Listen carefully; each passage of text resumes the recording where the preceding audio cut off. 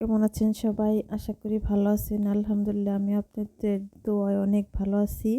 আজকে বিকেলে কি নাস্তা বানাবো সেটাই টেনশন করতেছিলাম। দেখি আমার একটু নারকেল ভুনা আছে। তো এই নারকেলটা আমি গুড় দিয়ে আগে জাল করে রাখছিলাম। পিঠা বানাইছিলাম, সেই থেকে একটু বাঁচছিল। আর এখানে কয়টা ময়দা ছাইনে রাখছিলাম আগেই। ময়দাটা আমি ভালো করে ছাইনে ডাইকা রাখছিলাম আধা ঘন্টার মতো। এখন একটা রুটি বানিয়ে নিব।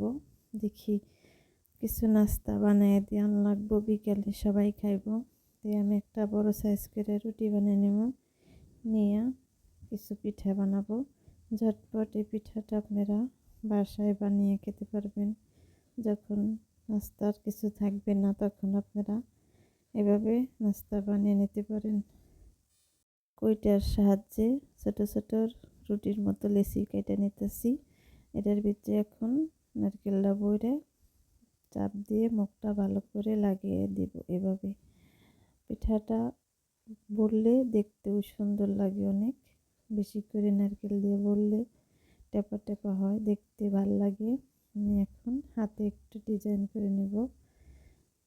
এভাবে আমি প্রত্যেকটা পিঠাই বানিয়ে নেব। আরেকটা পিঠা বানিয়ে নিতেছি। আমি আরেকটা পিঠা বানিয়ে আপনাদের দেখাইতেছি। পিঠা কম বেশি সবাই বানাতে পারেন। শীত আসতেছে, সবাই আমরা কিছু না কিছু পিঠা বানিয়ে ঘরে খাই।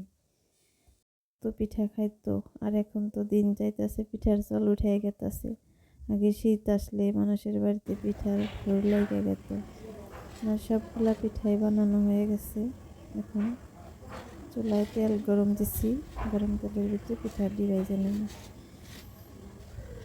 দেশ গ্রামে বোঝা যায় থাকলে কীরকম ঘরে ঘরে পিঠা তৈরি হয়। সকালে উঠে চাউল ভিজান, ঢেঁকিতে দিয়া চাল বায়না আনা, আটা ঢেঁকিতে পাড় দিয়ে গুঁড়ি ফেলানো, এটি দেখতেই অনেক ভাল লাগে। 3-4 জনে যাইয়ে, কারো বাড়িতে ঢেঁকি থাকে না, কারো বাড়িতে ঢেঁকি থাকে। যার বাড়িতে ঢেঁকি থাকে তার বাড়িতে থেকে চাল গুঁড়া করে আনান লাগে। আর এখন তো ঘরে ঘরে মেশিন হয়েছে, এখন আর চাল গুঁড়া করার কোনো টেনশন থাকে না।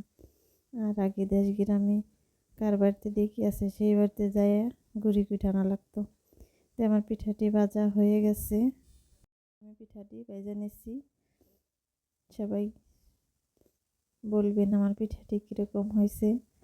আসলেও না খাইলে বোঝা যায় না, যে কোনো জিনিস খাইলে সে বোঝা যায় কীরকম হয়েছে। আপনাদের সবার পিঠার দাওয়াত রইল। অনেক মচমচা হয়েছে, গরম গরম খেতে কিন্তু বেশ ভালোই লাগে। ভালো থাকবেন সবাই। ভিডিওটা ভালো লাগলে লাইক কমেন্ট শেয়ার দিয়ে পাশে থাকবেন। আল্লাহ হাফেজ।